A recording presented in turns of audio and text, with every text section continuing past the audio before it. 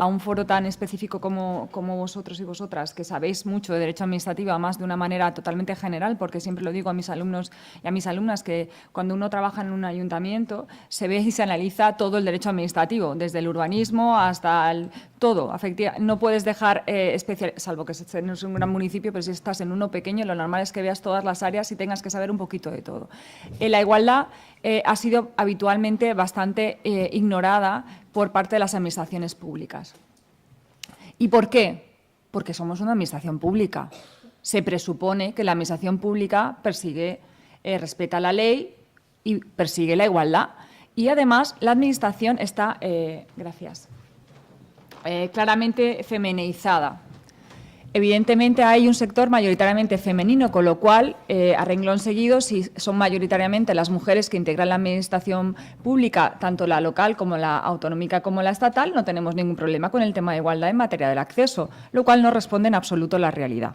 Pero ese es el mensaje que se transmite a la sociedad. Esto es, aquí no hay problemas de acceso, nosotros aplicamos el principio de mérito y capacidad y los derechos y permisos se conceden y se atribuyen por ley de forma indistinta a los funcionarios y a las funcionarias públicas, con independencia de su sexo, con independencia, por supuesto, salvo, por supuesto, la violencia de género, que sabéis que es el único que está reconocido solo a las mujeres en nuestro país, en otros países no, porque la violencia de género en otros países no tiene la connotación que nosotros tenemos, por ejemplo, en Suecia y los países nórdicos no tienen esta connotación. Pero si nosotros entramos en la administración, esta es el reflejo de la administración, de todas, de cualquiera que cojamos. Esto es una foto de una campaña que se hizo en el Ayuntamiento de Madrid hace ya muchos años y a mí siempre la utilizo porque me parece muy significativa. Realmente el trabajo es el mismo, pero la realidad que hay detrás de la prestación de ese servicio no es en absoluto lo mismo. Nunca lo es. Hay detrás una realidad y podríamos decir, ¿qué es lo que siempre dicen? Bueno, eso es una realidad personal, no tiene en absoluto nada que ver con las obligaciones y con los deberes de la Administración y, por tanto, esa realidad que es la que está oculta, la del cuidado de los mayores, los menores, no es una cuestión de interés público, es una cuestión privada. Eso no es cierto, porque detrás de esto, recordad que la Administración está obligada a eliminar las barreras y los obstáculos para la igualdad efectiva, no formal, efectiva. Esto no es una igualdad efectiva. Luego, la Administración tiene la obligación de remover los obstáculos para convertir esto en una igualdad real y efectiva. Si nosotros miramos la ley, la ley garantiza efectivamente la igualdad formal, pero la realidad no es esta.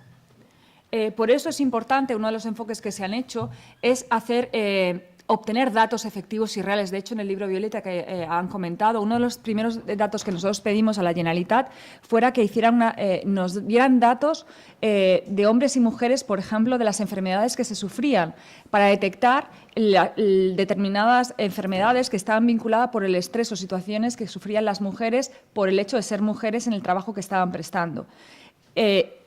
Por poner un ejemplo, hacer la separación sobre cuántas mujeres pedían los permisos de reducción de jornada para cuidar de menores y cuántos no. Pues el 90% más o menos lo piden las mujeres. Pues eso es una realidad que la Administración tiene que hacer todo lo posible para revertir. No podemos, evidentemente, desde una igualdad formal hemos reconocido el derecho de forma indistinta, pero eso no es el mandato constitucional. El mandato constitucional es eliminar los obstáculos, luego tenemos que hacer algo más. La Administración tiene que hacer algo más. Por tanto, el mero cumplimiento de la legalidad, además en esto me sumo a lo que decía Isabel, los planes de igualdad. Yo, que vengo de la Universidad de Valencia, nosotros tenemos un plan de igualdad. Ahora formo parte del equipo que está haciendo el siguiente. Pero el plan de igualdad no lo conoce nadie. El plan de igualdad está en un cajón y nosotros cumplimos formalmente con la ley, pero ni las funcionarias, ni el cuerpo docente universitario, ni las estudiantes saben qué hacer, por ejemplo, en un tema, por ejemplo, de acoso. Porque, entre otras cosas, no teníamos tampoco un protocolo contra el acoso sexual. Contra el acoso laboral sí, pero contra el acoso sexual no. Como si en la universidad no hubiera acoso. En fin, desde toda la vida de Dios, en la universidad ha habido acoso en distintos sentidos. Y esto no es ninguna novedad. Pero la obligación está, o bien directamente no se cumple, o se cumple, pero se mete en un cajón, como ha dicho específicamente, y al final solo sabemos las personas que tenemos un interés personal en este tipo de cosas, pero eso no es el objetivo de la ley. La ley no es cumplir, no se trata que la Administración cumpla legalmente y meramente el mandato. Y, por tanto, no basta con el mero cumplimiento formal de la Ley Orgánica Integral de Igualdad, de la Ley 3/2007, sino que hay que dar un paso más. Ojo, pero es que a veces ni se cumple la ley. Ni hay plan de igualdad o el plan de igualdad caduca y no se renueva. Sabéis que los planes de igualdad tienen que tener un seguimiento para saber los objetivos que se han conseguido.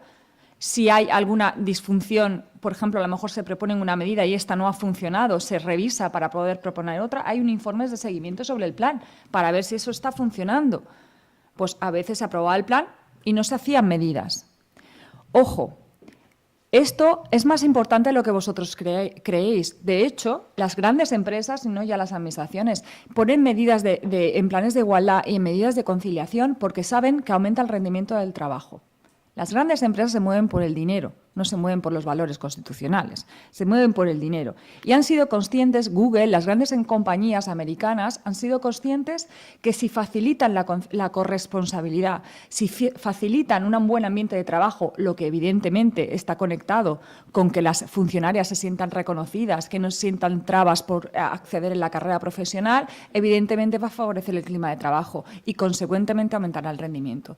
Lo digo porque siempre una de las cosas, cuando hablo de esto, y ya he visto alguna cara en este sentido, siempre noto la sensación de que, bueno, igualdad, ¿qué problema hay? Esto es una sensación que noto muchas veces y eso a veces demuestra que no somos capaces de transmitir las dificultades que existen. Con lo cual, ¿por qué? Porque muchas de estas dificultades no son visibles. La comentas con la compañera, con el compañero, pero no se visualizan. Y si no se visualizan, no hay problema, y si no hay problema, no hay solución. ¿Vale?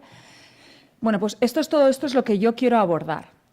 No se trata de quedarnos en un instrumento formal y que nosotros tengamos en cada ayuntamiento aprobar, que ya es mucho, aprobar nuestro plan de igualdad, sino que hay que ir más allá. Si realmente queremos cambiar la foto que os he puesto antes, esa realidad no es la realidad que busca la Constitución, no es una igualdad efectiva y, por tanto, hay que revertirla. Se requieren, por tanto, acciones concretas. Porque otra de las cosas que la Administración es muy dada, hacer máximas jurídicas de se buscará la igualdad real y efectiva, se promoverá, eso está fenomenal, pero vamos a bajar la realidad, vamos a bajar a la tierra. ¿Esto cómo lo vamos a concretar? Porque cumplir el mandato constitucional y el legal no es decir, voy a hacer. ¿Qué va a hacer? Este año, ¿usted qué piensa hacer? ¿Qué medidas concretas va a hacer? ¿Qué medidas va a concretar los postulados? Evidentemente no se puede ser excesivamente ambicioso si queremos que sea un mensaje realista, pero de 0 a 10 hay muchos términos medio. ¿Por qué es importante la Administración local? Bueno, ya la diputada lo ha comentado, y es porque efectivamente la Administración local siempre ha sido la más cercana al ciudadano. De hecho, la Administración local asumió siempre servicios sociales, incluso cuando no tenía competencia expresamente otorgada por las comunidades autónomas, y lo hacía, ¿por qué? Porque se lo pedían sus vecinos y sus vecinas y lo hacían de forma natural, entendiendo que era de interés local. Y, por tanto, la asunción de esos valores, si la Administración local transmite el compromiso de respeto hacia la igualdad y de promover el cambio social para favorecer la igualdad efectiva, eso al final se transmite a la sociedad. Evidentemente, también tenemos otros instrumentos que luego lo valoraremos, que es cómo desde la Administración se puede promover hacia terceros. Con los contratos, sabéis que ahora con la nueva ley aún es más fácil, con la nueva 9/2017 es aún más fácil, y con las subvenciones públicas.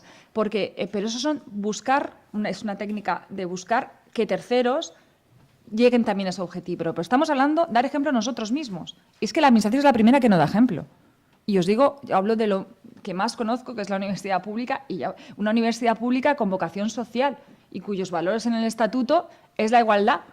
Pero la igualdad, cuando uno deja las palabras y empieza a escarbar en qué se concreta la igualdad, pues descubres que los proyectos de investigación no tienen sesgo de género, que no se evalúa el impacto de género en los reglamentos que se aprueban, las normas de la propia Administración autonómica. Es decir, que nosotros cantamos, y además se dice de forma reiterada desde que yo entré en la universidad, este mandato, pero cuando yo, que soy bastante peleona, empezaba a preguntar, pues ni en investigación, ni en ayudas, ni en nada de nada. Entonces, ¿eso es la administración que promueve la igualdad? Pues me parece a mí que no. Eso sí, se mantenía una unidad de igualdad que se hacían subvenciones puntuales. Eso no es la igualdad. Eso no es una acción positiva y de promover un cambio real, porque al final esas ayudas accedían a los colectivos que ya estaban sensibilizados, no el colectivo universitario al que se incluye personal docente y estudiantil. ¿Vale? Por tanto, ese no era el problema. Y al final el problema es que la Administración genera una falsa imagen de igualdad, que es aún más peligrosa. Porque yo esto lo he escuchado muchas veces. ¿Cómo podéis hablar de que no hay igualdad si vosotras en la Administración son mujeres casi todas? Digo, pero bueno, es que esto no se trata solo de esto. Hay muchas realidades ocultas solamente con los números, hay mucho más. También habría que preguntarse por qué las mujeres necesitamos acabar siendo funcionarias, ¿no? ¿Por qué acabamos todas queriendo ser funcionarias? Para poder conciliar, evidentemente, ¿no? ¿Por qué la entidad local? ¿Por qué es importante la entidad local en este nuevo? Bueno, pues a mí me ha parecido curioso que preparando esta ponencia se ha publicado recientemente un dictamen del Comité Europeo de Regiones que ha hecho hincapié precisamente en que en el desarrollo del pilar sociales de la Unión Europea es fundamental el papel de las entidades locales. Y en varias de las recomendaciones, la 8 y la 13, si no me equivoco, hace especial hincapié en la necesidad de que las entidades locales se comprometan para conseguir la corresponsabilidad, porque a mí no me gusta la palabra conciliación, he de deciros, porque la conciliación implica, siempre se aduce a que la administración, la mujer tiene que conciliar, y salvo error por mi parte, los hijos no son míos, son de mi marido y mío. Entonces, no es el objetivo al que tenemos que dirigirnos, no es la conciliación, sino la corresponsabilidad. Es decir, el valor es la familia y, por tanto, hay que ser corresponsable en la gestión de esa familia, no que la mujer tenga que conciliar. Hay que ser el objetivo, además es uno de los aspectos que buscamos en el libro Violeta, por ejemplo, extendiendo el permiso parental, precisamente para que hubiera una implicación tanto del padre como de la madre durante el tiempo de baja maternal. ¿Vale? Porque la idea es esta, la idea es la corresponsabilidad. En la implicación de la familia en la crianza no se implique solamente la mujer, sino también el padre.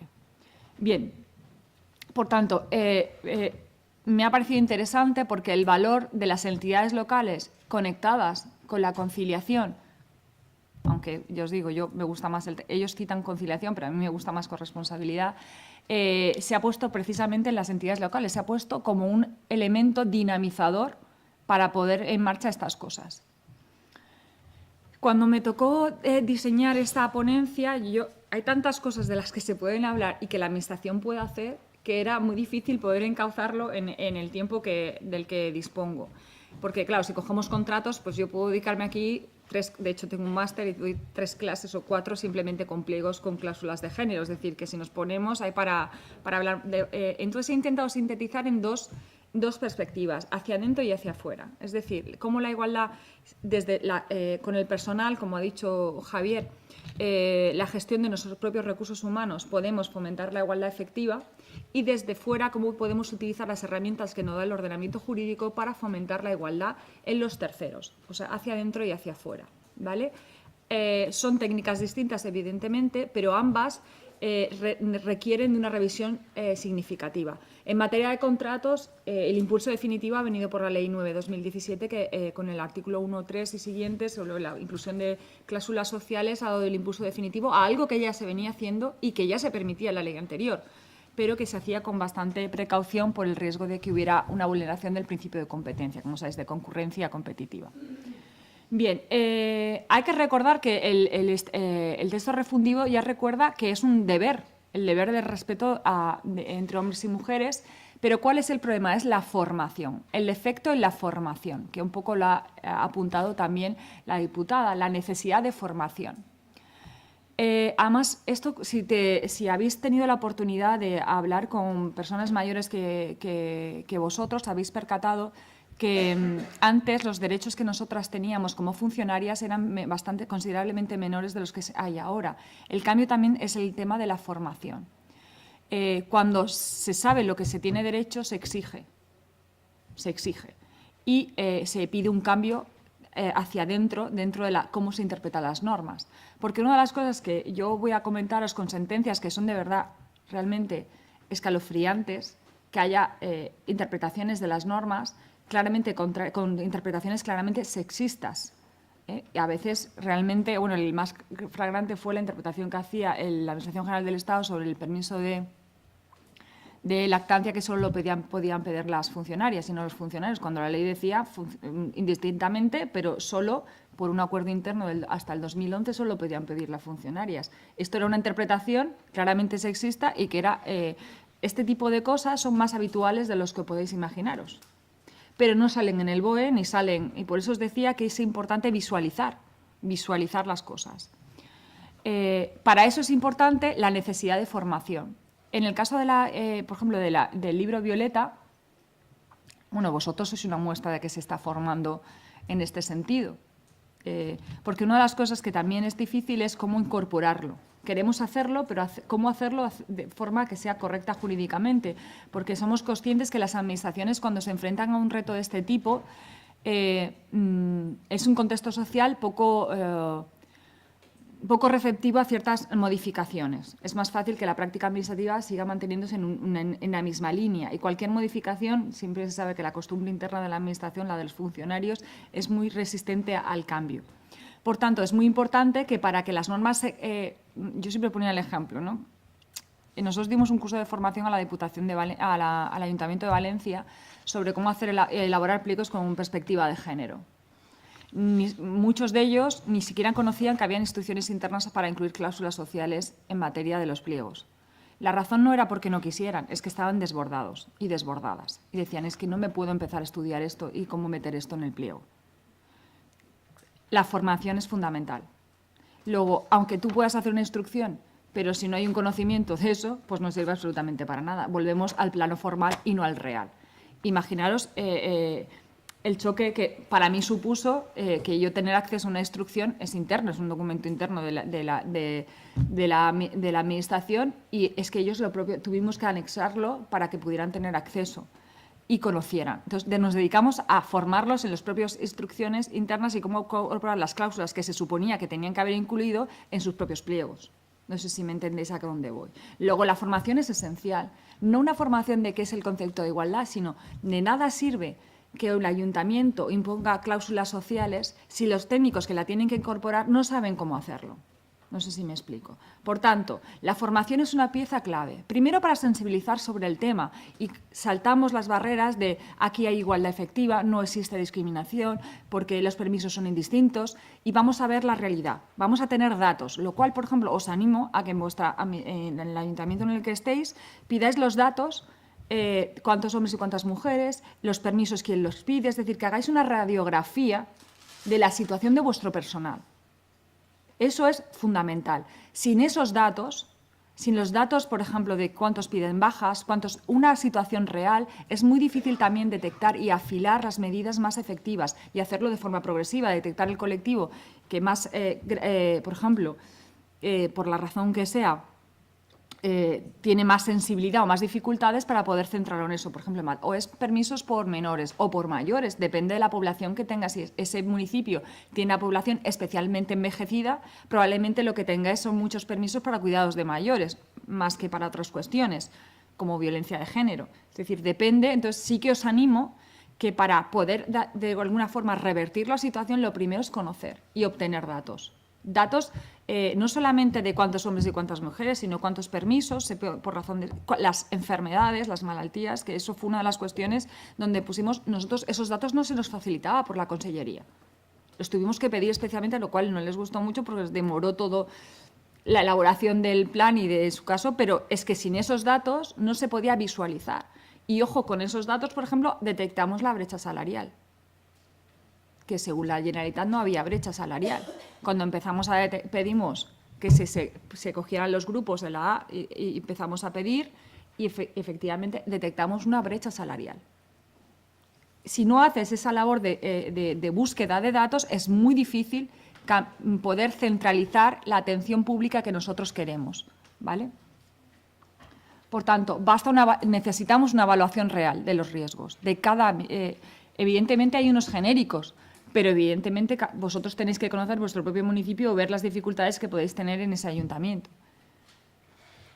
Perdonad. En la formación propusimos dos vertientes y es la que generalmente se propone. Es una que cuando se acceda en el acceso, en los sistemas se incluyan temas de igualdad, que ya se está haciendo en muchos ayuntamientos, sabéis que ya se está haciendo el tema de incluir temas de igualdad.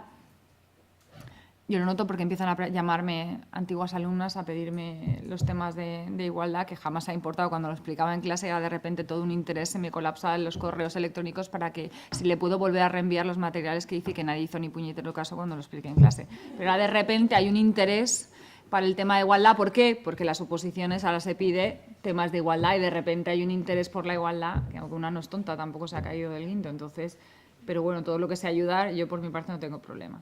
Pero otra de las medidas que una vez que se accede es la formación interna. Porque me consta que quien trabaja en la administración local tenéis una cantidad ingente de trabajo.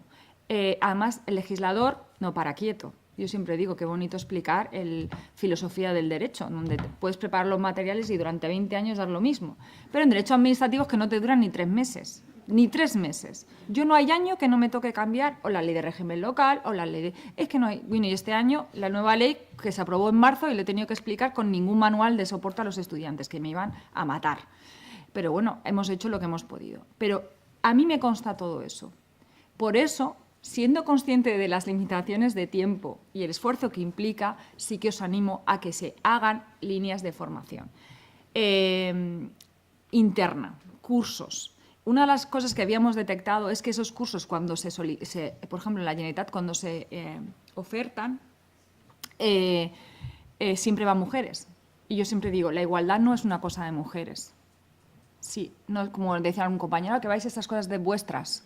¿Cómo que nuestras? No sabía yo que los derechos fundamentales eran cosas que tuvieran sexo. Yo creía que los derechos fundamentales eran una cuestión que no lo tenía, no eran nuestras ni vuestras. Pero la formación es esencial. Porque si se forma todo el personal, tanto masculino como femenino, entonces podemos empezar a construir la igualdad.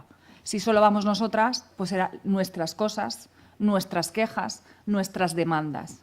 Entonces, en cierta manera, hay que incentivar a la formación continua. Igual que nos tenemos que empezar a estudiar la ley de procedimiento, la nueva fantástica, ley 39 y la 40-2015, y ahora nos tenemos que estudiar la nueva maravillosa ley 9-2017, que no se parece en nada al proyecto de ley, después de 255 enmiendas, pues habrá que estudiarse habrá que estudiarse el plan de igualdad y habrá que estudiarse otras cuestiones. Es una formación como otras.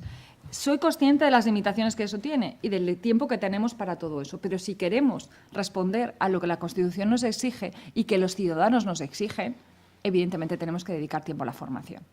Porque además, si nosotros somos respetuosos con nuestros vecinos y vecinas, ellos a su vez lo serán con sus... Es lógico que a su vez hagamos una labor de promoción de la igualdad, pero eso lo hemos detectado siempre en violencia de género. Si una mujer va a un policía local y no tiene formación y le trata fríamente, esa mujer no va a volver a cruzar la puerta.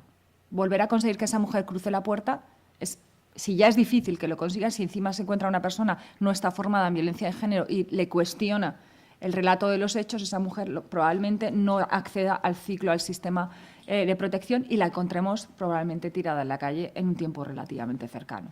Luego, es importante la formación. En violencia de género especialmente, evidentemente, pero en la igualdad también.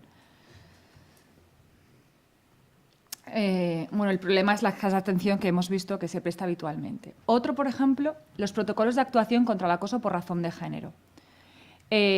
Según la ley, tendríamos que tener un protocolo de este tipo. Yo os digo que en la universidad lo estamos haciendo porque no lo teníamos. Quiero decir, y yo pongo esto para no cantar contra ningún ayuntamiento en concreto, pero la universidad, que se supone que es la universidad pública, tiene entre sus valores esto, pues nosotros no teníamos uno, teníamos contra el acoso laboral, pero no lo teníamos. Y esto es más significativo que en otros ámbitos, porque pensar las dificultades que siempre digo que tienen las funcionarias que sufren violencia de género o que sufren acoso, por las dificultades primero del elemento disciplinario. De hecho, ha habido una encuesta hace poco, se elaboró una encuesta que el 91% de las funcionarias que sufrían acoso, cualquier tipo de acoso, no se activaba el procedimiento disciplinario.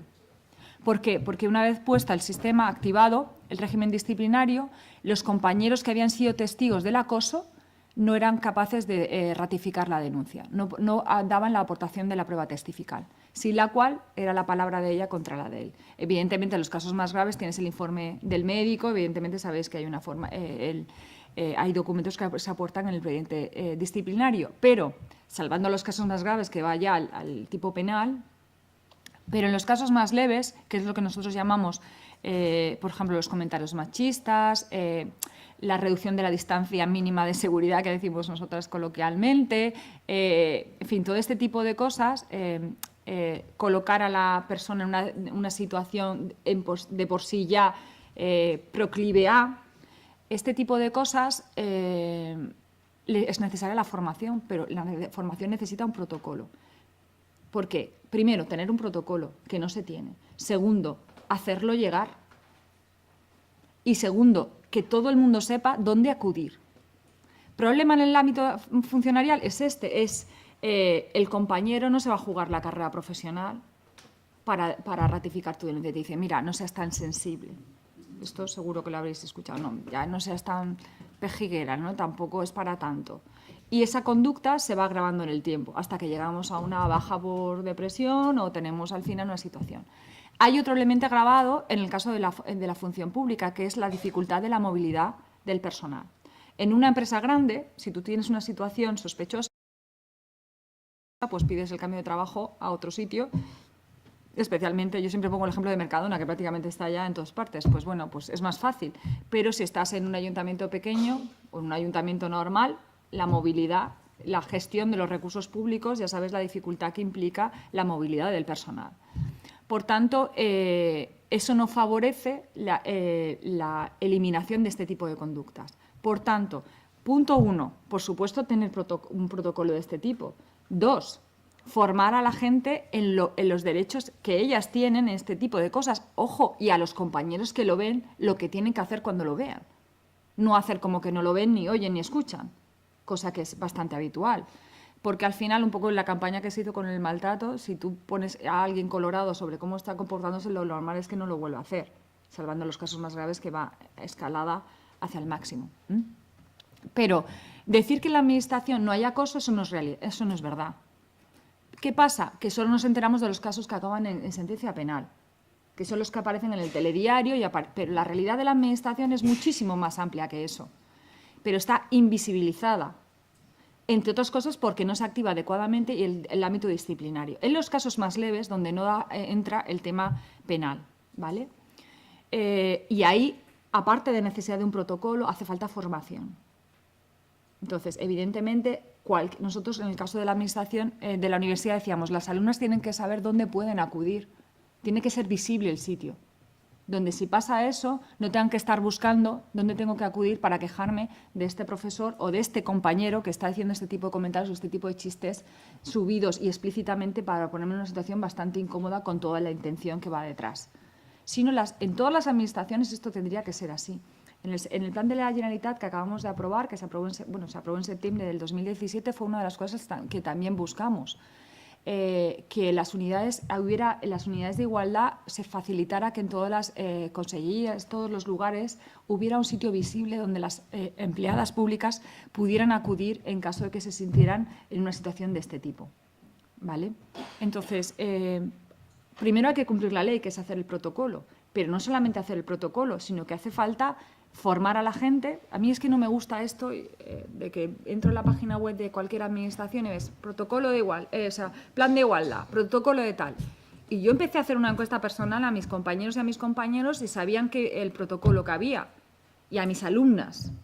¿Alguna vez os han dicho chistes tal? Dices, sí. ¿Sabéis que hay un protocolo? No.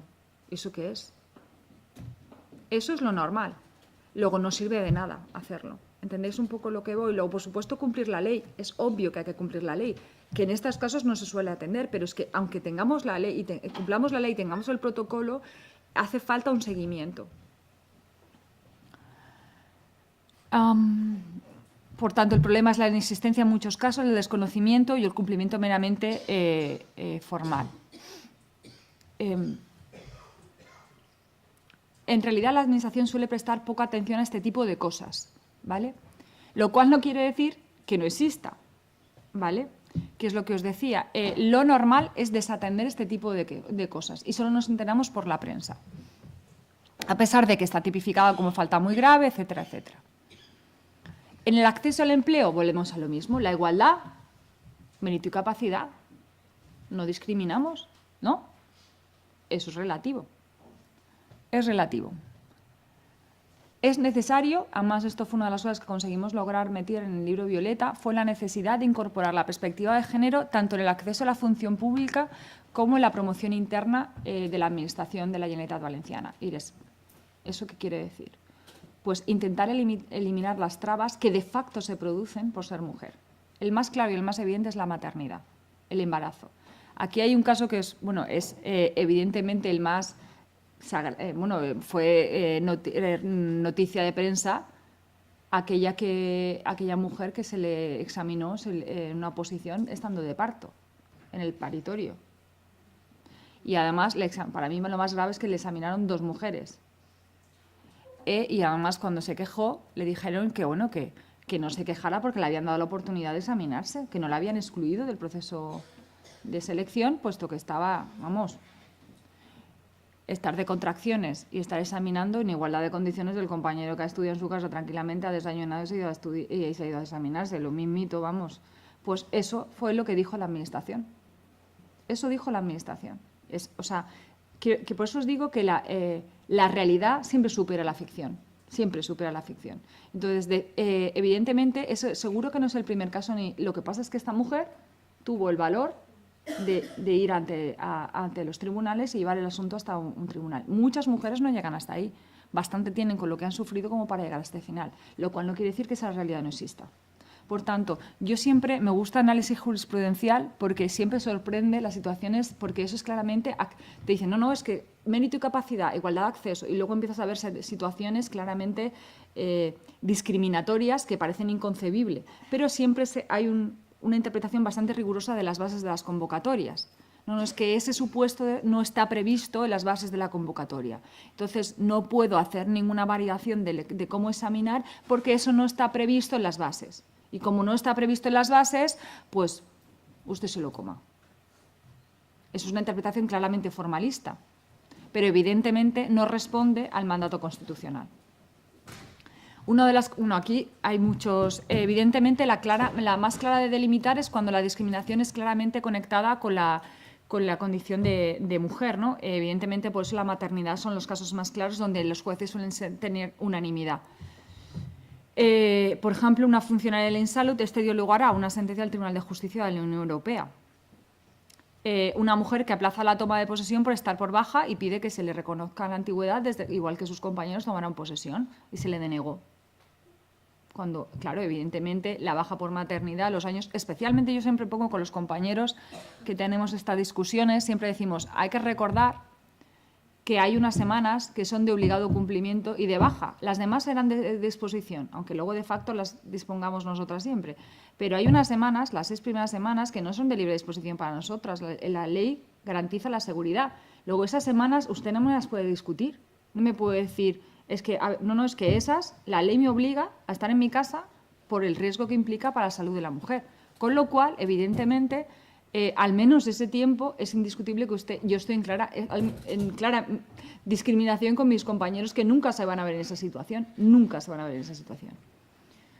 Y la jurisprudencia comunitaria ha hecho mucho hincapié en la obligación de hacer una interpretación no formalista y que siempre hay que respetar los derechos fundamentales. Y, por tanto, la alegación de no estar en las bases le dice en uno de estos, pues usted tiene la obligación constitucional de eliminar cualquier vulneración de los derechos fundamentales. No alegue que no está en las bases, sino que tiene usted que hacer siempre una interpretación conforme al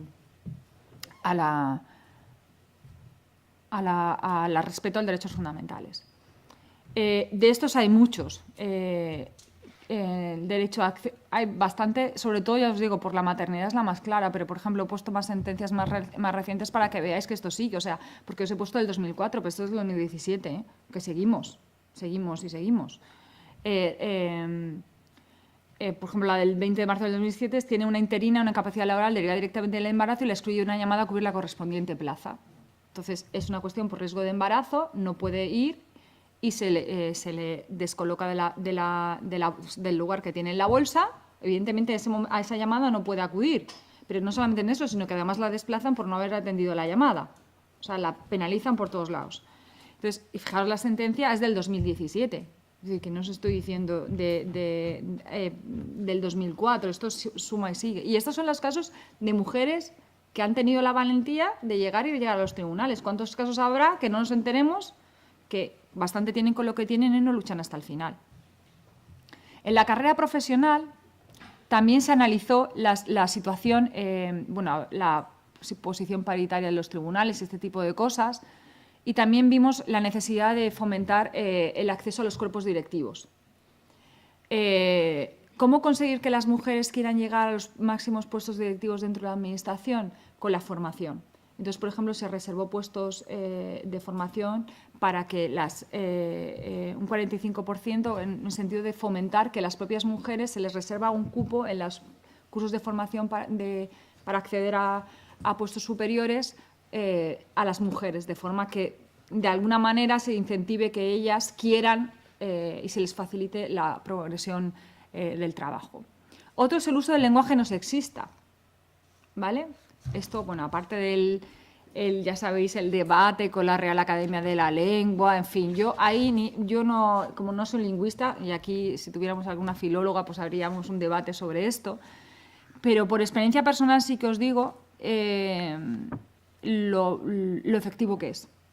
Yo como jurista, y más soy de Derecho Administrativo, como lo cual pues yo me he estudiado con García Enterría, Ramón Parada. No me imagináis si a Ramón Parada le decís que hable con lenguaje no sexista, o sea, le da un ataque aquí mismo. Entonces, el lenguaje jurídico no tiene esa perspectiva de género. Y, por tanto, las juristas tenemos una reticencia bastante activa a incluir el lenguaje no sexista, pero hasta que lo usas. O intentas usarlo, porque deconstruir es muy complicado. Deconstruir es muy complicado. El efecto que tiene al auditorio cuando te diriges. En el caso de yo que soy profesora, mencionar a mis alumnas, de hecho el primer año que lo hice, 3 alumnas vinieron a darme las gracias personalmente, que era la primera vez que se sentían en clase como una más. Cuando en la clase hay mayoritariamente en Derecho, ya sabéis, somos más mujeres que hombres. Entonces es bastante poco habitual. Por tanto, con todas las reticencias que pueda generar el lenguaje no sexista, sí que soy partidario de usarlo, con cautela. O sea, no hay que ser como todo, ¿no? Hay que tener un conocimiento, porque al final un abuso del lenguaje no sexista o una mala utilización del lenguaje no sexista puede hacernos más daño que no alterar las cosas. Es como todo, como cuando hacemos con los contratos con pliegos de cláusulas sociales. Hay que hacerlos bien, porque si los hacemos mal, la Administración no va a querer nunca más volver a poner una cláusula social, porque el coste económico y el coste social que le va a provocar que se le tumbe un pliego es que al final hace, pues yo no hago esto porque mira lo que me ha costado meter esto en la piscina municipal de Valencia. No lo hago. No me sale a cuenta, no lo hago. Pues con el lenguaje no sexista pasa lo mismo. Hay que promover, pero hay que tener un conocimiento sobre eso, porque si lo hacemos mal, al final se vuelve contra nosotras y al final volvemos a tirar piedras contra nuestro propio tejado. Por tanto, muchas administraciones, la universidad lo hace, el Ayuntamiento de Valencia también lo hace, no sé si la Diputación vosotros también lo hacéis, un manual sobre recomendaciones sobre cómo evitar las típicas generalizaciones. Y es difícil, ¿eh? Yo probablemente, mientras que estaba hablando aquí, probablemente ahora haya cometido muchos errores, es muy difícil de construir, es muy difícil, pero sí que se tiene que intentar utilizar palabras genéricas que no tengan género, etcétera, etcétera, es lo más fácil, no ir a los las, sino utilizar palabras inclusivas que no tengan sesgo de género, etcétera, etcétera. Eso es lo más sencillo, pero claro, lo más difícil porque tienes que pensar más. Es más sencillo utilizar una palabra que estar buscando un genérico que no tenga, ¿no? Pero bueno, en ese sentido, la Administración, para fomentar eso, está elaborando manuales para hacerse a una nueva realidad. Es que, claro, todo lo que sean cambios se mira como más trabajo, pero es que, y más los derechos administrativos, y es que esto es lo normal. Pues esto es como si ahora nos cambian las notificaciones, ahora son electrónicas, no sé, pues hay que ponerse al día, pues habrá que ponerse al día también con esto. ¿Que es difícil? Pues claro, pues igual que ahora los expedientes de contratación van a ser todos electrónicos y ahora todo va a ser telemático. ¿Va a ser difícil? Pues claro que va a ser difícil, pero tendremos que ponernos las pilas. Pues ese es el mensaje. No decir, bueno, es que esto bastante tengo ya con lo que tengo. No, esto es como la modificación de la ley de contratos, como la modificación de la ley de procedimiento. Hay que ponerse las pilas. Bien, conciliación. El problema que a mí me llamó no es crear permisos, porque ya sabéis la situación que hubo con las... ya lo sabéis, con el debate sobre la reforma de la ley de régimen local, la posibilidad de que a través de los convenios los ayuntamientos mejoraran los permisos que se daban al personal. ¿Os acordáis de esta situación? Las limitaciones que ha tenido a través del tribunal, de las limitaciones primero del Estado, pero luego la posibilidad de este tipo de cosas. Pues más que añadir más, los que tenemos hacerlo bien. ¿Vale? Y no se haga una interpretación contraria precisamente a lo que se está buscando. Por ejemplo, la lactancia natural, el permiso de lactancia no tiene nada que ver con la lactancia natural, lo puede pedir el padre, el funcionario. ¿Por qué se denegó, en algún caso se denegó al funcionario? E incluso aduciendo que la mujer no trabajaba y por tanto no lo podía pedir. ¿Perdón? ¿Dónde dice eso la ley? Es una interpretación sexista, porque está atribuyendo la lactancia a la madre. Y si la madre no trabaja, ¿usted por qué se pide el permiso de lactancia? Lo que hay detrás es un sesgo de género, no tiene nada que ver con lo que dice la ley no dice eso. Lo que hay es una interpretación de la norma. Y de hecho se le denegó y por supuesto él lo recurrió y lo ganó. Pero al final lo que hay es una interpretación. En materia de violencia de género ya sabéis que eso es otra de las cosas que a mí intento ir por, como hay tantas cosas, no sé cómo voy de tiempo, ya Eva seguro, sí, no me lo vas, no sé qué tiempo. Bien. Porque yo cuando empiezo a meterme en un tema, una de las dificultades que nosotros vimos, otra de las cuestiones, aparte de los permisos, la conciliación y la corresponsabilidad, es el tema de la violencia de género. La ley es muy generosa y he de deciros que a mí me ha sorprendido alguna vez con el máster, que yo os he dicho que precisamente doy la parte de funcionarias públicas en el máster, la sorpresa que me dicen, no, es que las funcionarias que sufren violencia de género bastante suerte tienen ya, dicho por 2 alumnos de mi máster. Hombre, es que son funcionarias, que no se nos quejen. Claro, esto, aparte de ponerme los pelos como escarpias, dije, no estamos funcionando bien para transmitir el concepto, porque el concepto de la función pública es que es un escenario estupendo. Al final lo que se traslada es la concepción de que la función pública es un escenario de igualdad, donde no se producen violaciones de derechos fundamentales y todo es un escenario de paz y convivencia. Y eso no responde a la realidad. Os digo hasta qué punto está interiorizada por la gente, que dijo, bueno, las funcionarias, o sea, como decían, eso no existe. ¿Por qué? Porque lo que se transmite en los medios de comunicación son, pues eso, personal laboral o gente sin empleo, gente de clase social, de baja clase social. No se piensa que los funcionarios, que somos siempre unos privilegiados, pues hay funcionarias que sufren violencia de género. Bueno, pues tienen una dificultad añadida que no tienen. Es verdad que tienen el vínculo funcionarial que no se pierde, a diferencia que puede sufrir una mujer que sufre violencia de género en el ámbito laboral, pero tienen una dificultad muy elevada, que es el tema de la movilidad. Lo primero que te pide una mujer que sufre violencia de género es huir del maltratador. Le importa bastante poco, a pesar de lo que puedan decir los medios de comunicación, ni la renta, ni nada de nada, ni los pisos, el derecho, preferencia en los pisos, ni preferencia en las escuelas, ni nada de nada. Lo que quieren es huir y hacerlo con seguridad. Cuando se es funcionaria, el problema es que si huyes del maltratador puedes perder la condición funcionaria porque no estás prestando el servicio y por tanto puede ser una causa de despido disciplinario, evidentemente de remoción del puesto de trabajo. Entonces, evidentemente, ninguna funcionaria se va a atrever a eso. ¿Qué hará? ¿Qué habitualmente hará? Pues se ausentará del puesto de trabajo como un permiso justificado por violencia de género, pero no llegará a dar más porque no se atreve. Pero en los municipios pequeños eso no sirve absolutamente para nada, porque te espero a la puerta del ayuntamiento y se acabó. ¿Y dónde me voy a ir si no? ¿Dónde pido movilidad? El reconocimiento de la movilidad, además, estaba muy restringida en la ley porque pide acuerdo entre las administraciones, lo cual es lógico. Si una mujer viene a mi ayuntamiento y lo abro, mis puestos de trabajo, a funcionarios de otras administraciones, le voy a pagar, se integra en mi administración y le pago yo. Bastante dificultades tengo ya para pagar a mi personal para abrirlo a otras que huyen de violencia de género, que en teoría todo el mundo apoya la erradicación de la violencia de género, pero pagarla, lo de pagar ya, eso ya es otro cantar.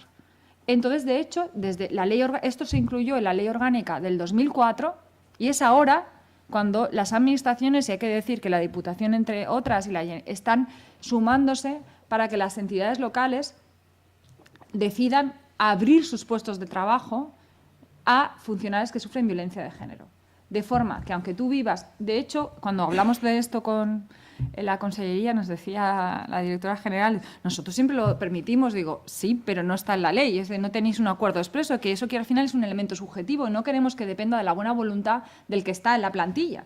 Queremos que eso sea un acuerdo firme y que, por tanto, cualquier mujer que tenga eso y quiera irse huyendo del maltratador, aparte de que se protejan los datos personales, que sabéis que se tiene que hacer, tenga una garantía de poder huir del maltratador sin perder su condición funcionarial.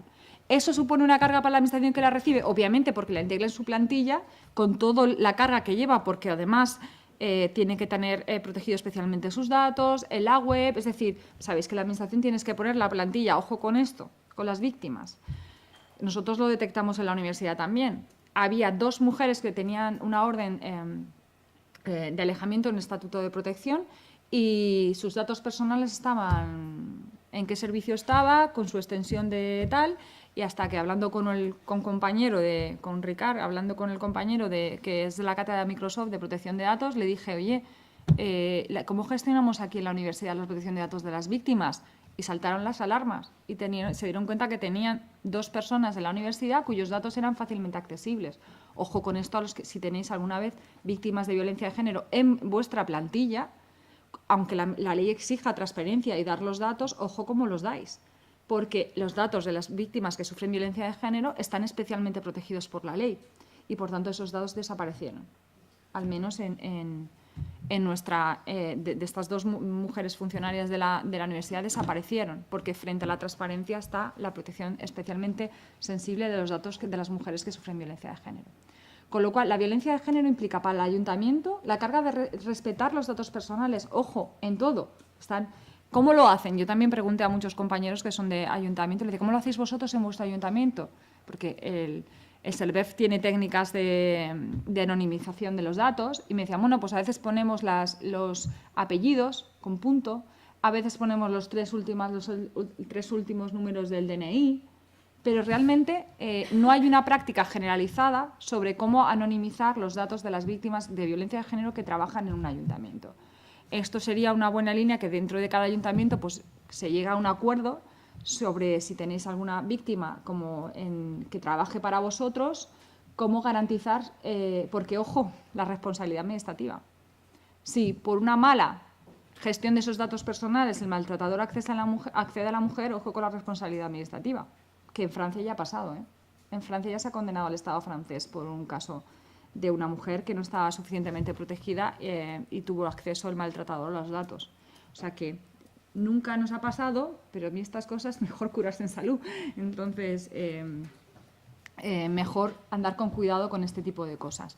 Con lo cual, en materia de violencia de género, si en un ayuntamiento tenemos, primero, que saber quién está en esa situación. Por tanto, cosa que a veces no es sencilla. Por tanto, hay que garantizar la protección de esos datos personales de esa funcionaria y, si tenemos una solicitud, ver si nosotros nos hemos sumado al acuerdo que propuso en su caso en este año pasado. La Diputación hizo un acuerdo junto con la Generalitat de abrir los puestos de trabajo a la movilidad. Si estáis en ese foro, pues facilitar e informar en ese sentido. Pues ahí tenéis los acuerdos que se han llegado, la Generalitat y la Federación Valenciana de Municipios, por razón abrir los puestos de trabajo cuando hay unas víctimas funcionales que sufren violencia de género.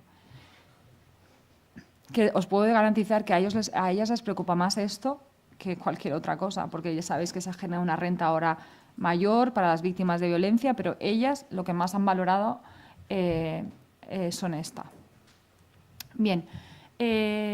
La presencia equilibrada es algo, esto es lo que todo el mundo es muy fácil de cumplir, lo de la presencia equilibrada de hombres y mujeres. Aunque hay una discusión ahora sobre la presencia equilibrada, nosotros, por ejemplo, lo vemos en el tribunal, una práctica muy habitual, yo no sé si lo hacéis vosotros o vosotras, cuando son tribunales de oposición, por ejemplo, se pone el titular y suplente. Y se pone, para cumplir la igualdad, se pone a las mujeres como suplentes y a los titulares como los hombres como titulares. Esto no lo digo, lo sé porque se ha hecho. Entre otras cosas, en el administrativo, porque tenemos pocas mujeres catedráticas. Claro, creo que había inicialmente 6 u 8 y ya estaban un poquito hasta las narices de que las estuvieran llamando cada 2 por 3 para componer tribunales. Entonces, al final se ha tenido que hacer una interpretación de la norma flexible para cómo se la presencia equilibrada. Pero bueno, echa la ley, echa la trampa. Quiero decir que ellas estaban deseando que se interpretara así porque estaban ya hasta la nariz de coger la maleta y recorrerse la geografía nacional porque había muy pocas mujeres catedráticas de Derecho Administrativo. Ahora esto ya, gracias a Dios, ha cambiado. Pero al final de lo que se trata es revertir un poco la situación inicial. Bueno, por eso sabéis que ahora la Comisión de Codificación que se hay de Código Penal no había ni una sola mujer y ahora con el tema del acoso y el tema de la manada pues van a incluir mujeres para que incluyan la sensibilidad. Bueno, lo que es curioso es que en la codificación de estas se den cuenta que no haya ni una sola mujer en derecho penal. Es un poco tardío, ¿no? Pero eso es un poco lo que trata de evitar la ley, ¿vale? Bien, la igualdad retributiva. Esto es otra de las cosas que decían en la Administración. No hay brecha salarial. ¿Qué brecha salarial? Pues la hay. De hecho, fue la primera elemento que se constató en el libro Violeta y, de hecho, desde el punto de vista de la Consellería, fue una de las cosas que ellos agradecieron especialmente al poner en valor el libro Violeta. Dijeron que detectaron problemas que ni se sabía que existían y uno de ellos era la brecha salarial. Pues dentro de la Administración la hay, por elementos muy diversos, entre otras cosas los permisos, las características de los puestos, los turnos, los complementos retributivos complementarios de determinados puestos de carácter claramente masculino, que están masculinizados igual que los hay feminizados. Y, por tanto, esos tienen una serie de complementos que hacen que evidentemente, se estén mejor retribuidos que otros. Por tanto, ese tipo de elementos van a jugar en contra de la igualdad retributiva. He de deciros que hay un plan de acción de la Unión Europea contra la brecha salarial, de reciente aprobación, del año pasado, que pretende precisamente que los Estados miembros adopten medidas concretas para acabar con la brecha salarial a todo el nivel, tanto público como privado. Es un nuevo objetivo del horizonte de la Unión Europea. Acabar con la brecha salarial, porque a pesar del informe que emitió hace poco la Unión Europea, no solo no ha reducido, sino que ha aumentado en determinados países la brecha salarial entre hombres y mujeres. O sea, que no vamos a mejor, sino bastante a peor. Y España no es de los países que queda mejor. Por ejemplo, en la Comunidad Valenciana, fijaros la diferencia retributiva que detectamos en los cuerpos. En el A1, unos menos de 158, menos de 196 y 230. Eso es bastante dinero cuando es el mismo trabajo, evidentemente.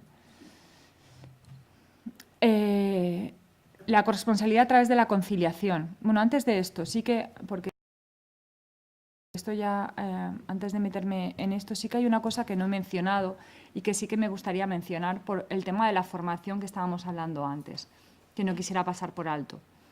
Otra de las cosas que nosotros detectamos en tema de los defectos internos de la Administración y unos defectos formativos, lo ha comentado la diputada, que es el tema de los presupuestos de género, pero no solamente los presupuestos, sino el impacto de género. Sabéis que la ley de procedimiento exige que junto a la cantidad de documentos que tenemos que aportar cuando se aprueba una norma, tenemos que hacer una evaluación de impacto de género. Es decir, cómo afectar al colectivo femenino la norma que se va a aprobar. ¿Esto se hace? En la mayor parte de los casos, no. ¿Por qué? Porque no hay formación. De hecho, cuando salgas lo enviaré por si tenéis interés. Desde la Universidad de Girona se está haciendo una evaluación a nivel estatal de cómo todos los entidades locales autonómicos están elaborando, si están cumpliendo con el mandato legal de hacer esta evaluación de impacto de género de todas las normas reglamentarias y legales. Y no se está haciendo. De hecho, la parte que yo examiné y consultaba directamente con los técnicos me decían que los técnicos y las técnicas, por ejemplo, había uno de urbanismo que tenía interés y fue a la unidad de igualdad. Y la unidad de igualdad le dijo, mira, perdona, pero es que yo de urbanismo no sé. Yo no sé cómo va a afectar este plan en el colectivo femenino. Dice, yo te puedo decir lo que puedo entender que generalmente, pero cada técnico y cada técnica en cada área, ya sea urbanismo, ya sea en tributos, ya sea tal, tiene que tener esta formación específica en igualdad. Porque son los técnicos de cada área y de cada concejalía los que tienen que hacer la evaluación de impacto de género. De facto, como no existe la formación, no se hace. Es un horror, otro documento más que hay que hacer. Pero es que si no lo vamos a hacer, sinceramente, pues no lo pongamos en la ley.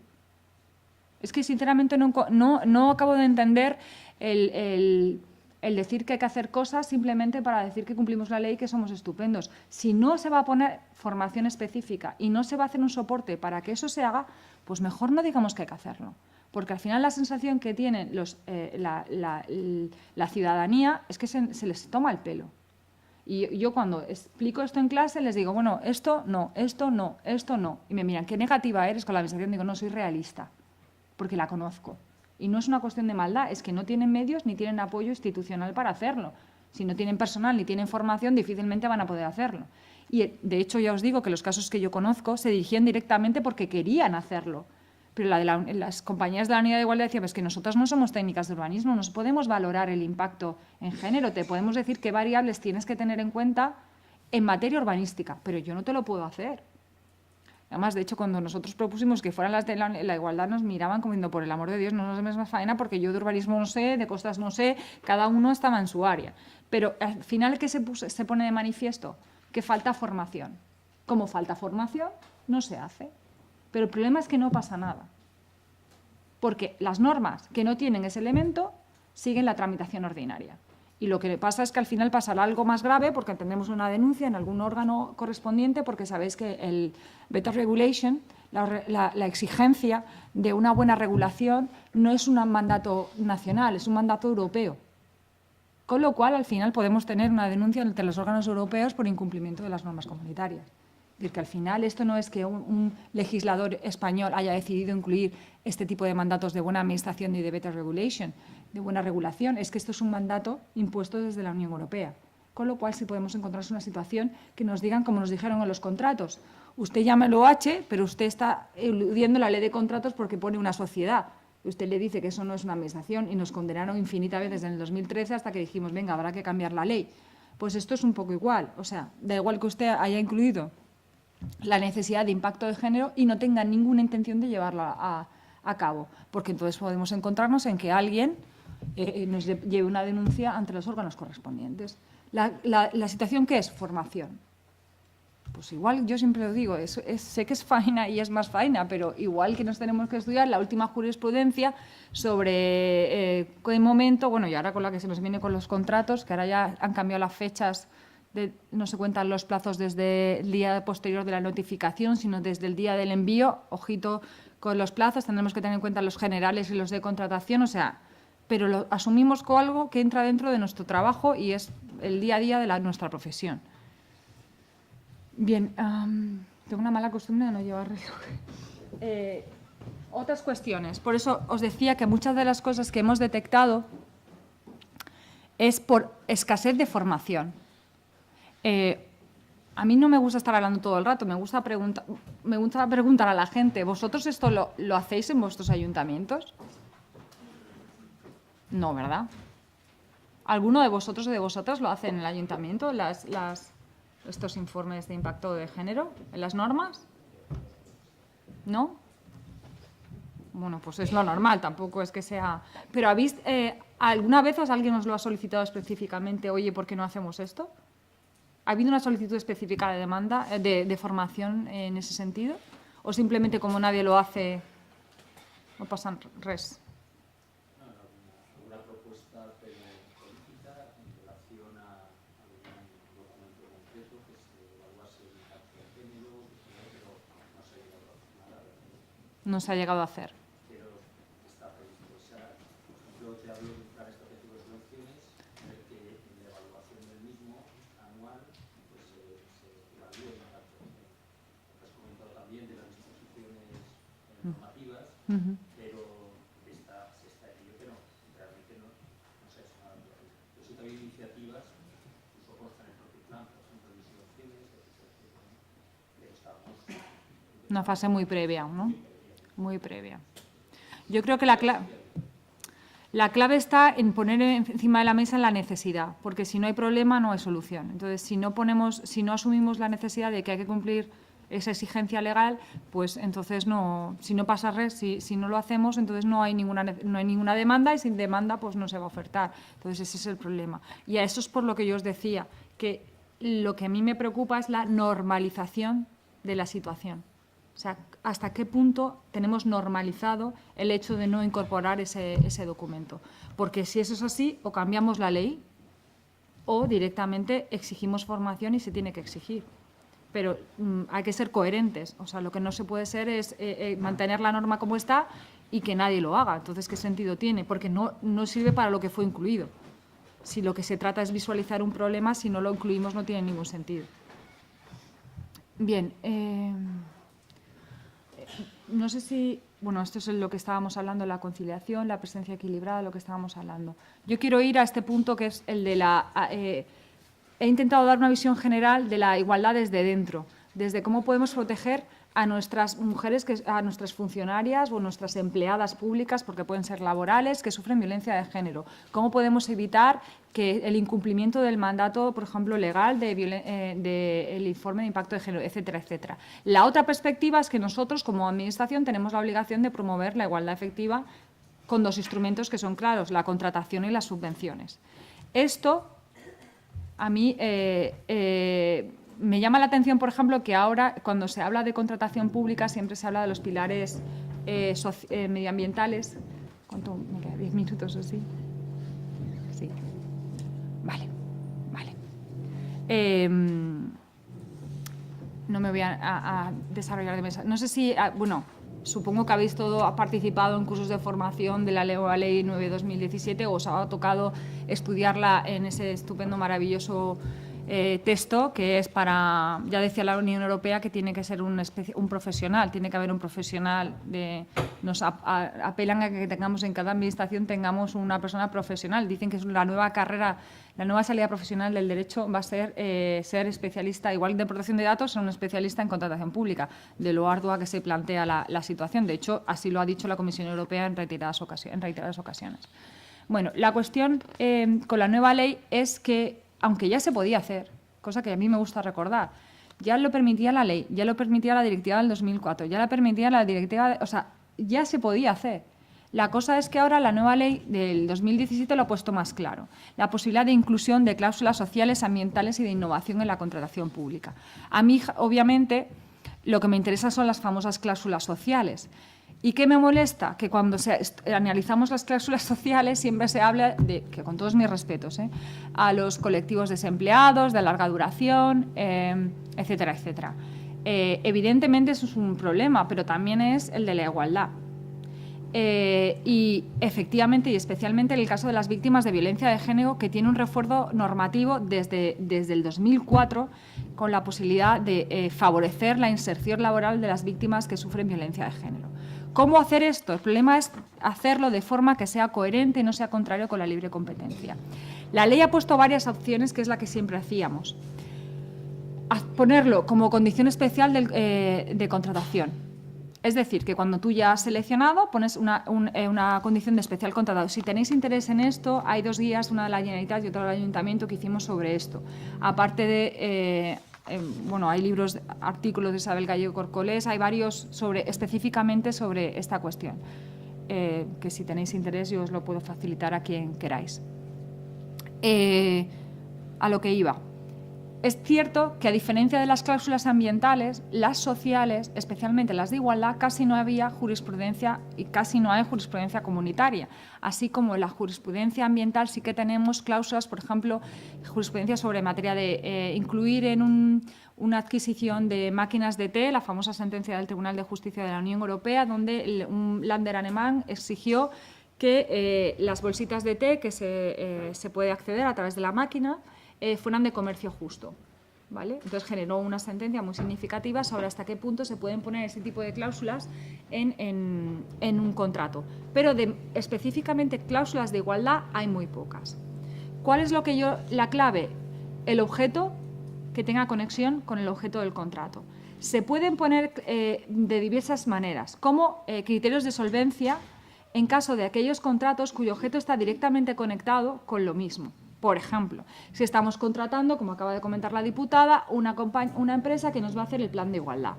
Pues, por ejemplo, pedirle, como en vez de la ecoetiqueta que se pone para el medio ambiente, podemos pedir el distintivo de igualdad a esa empresa, como de que demuestre el compromiso de esa empresa en ese tipo de actividades. ¿Por qué? Porque está conectado y demuestra la capacidad de solvencia de esa empresa para una correcta prestación del servicio. Pero pedir una etiqueta de responsabilidad social en materia a una empresa que va a competir como requisito de solvencia, en principio no es conveniente, porque no está directamente conectado con el objeto del contrato.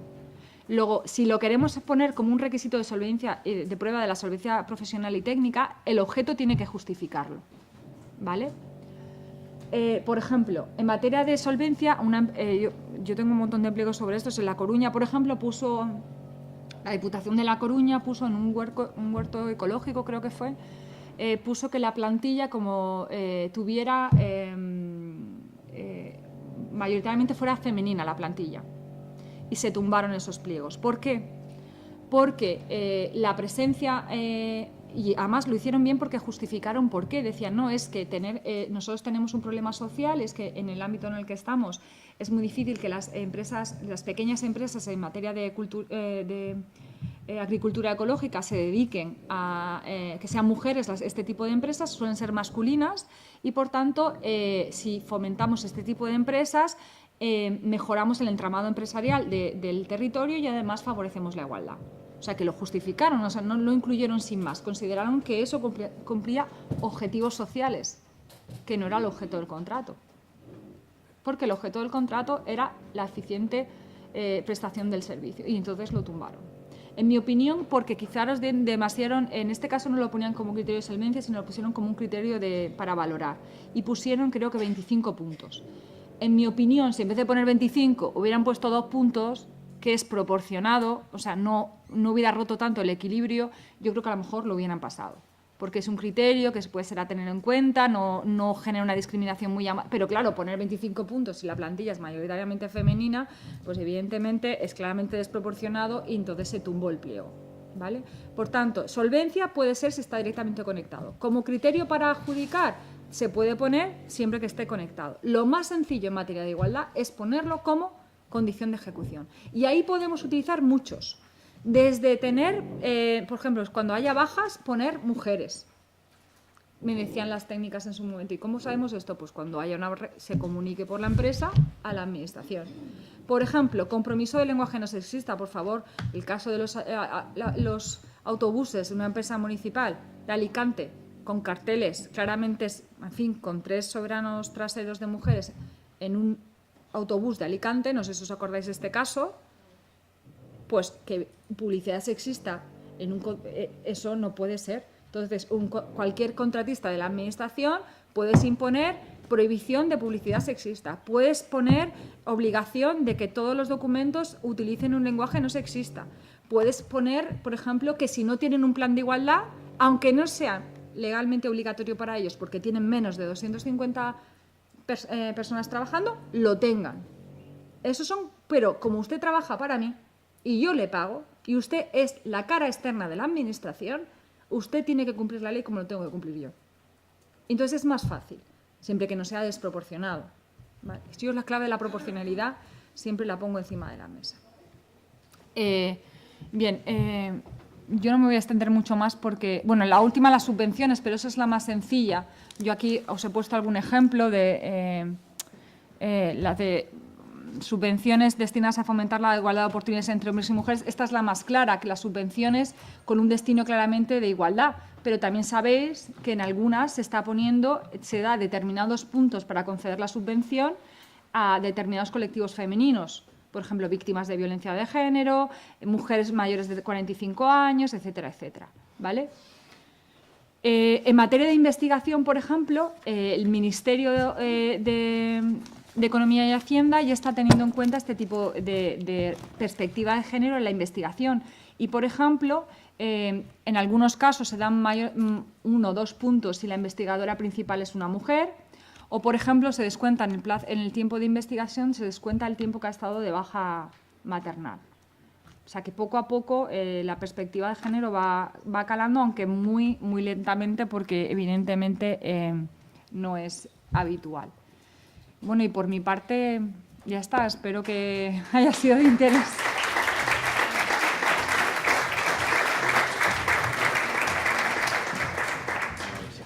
Sí, sí.